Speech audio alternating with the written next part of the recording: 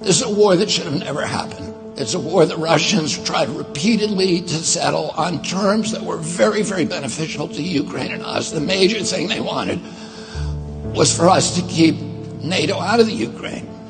The big military contractors want to add new countries to NATO all the time. Why?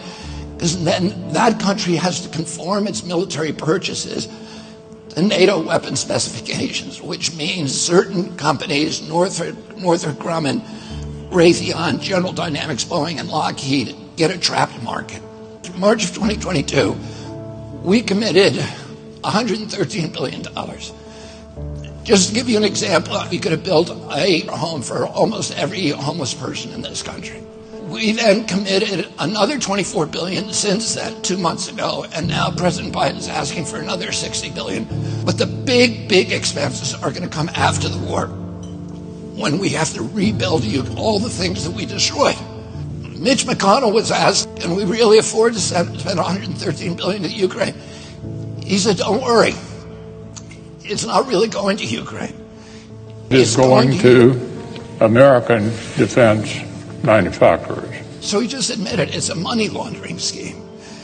And who do you think owns every one of those companies? BLACKROck.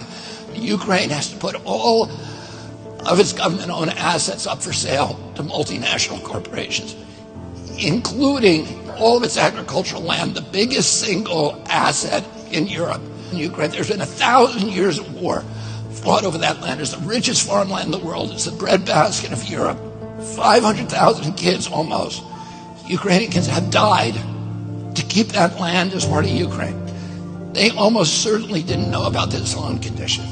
They've already sold 30% of it. The buyers were DuPont, Cargill, and Monsanto. Who do you think owns all of those companies? Yeah, BlackRock. And then in December, President Biden gave out the contract to rebuild Ukraine. And who do you think got that contract? BlackRock. So they're doing this right in front of us. They don't even care that we know anymore, because they know that they can get away with it. And how do they know that? Because they have a strategy. And that strategy is an old strategy, which is they keep us at war with each other.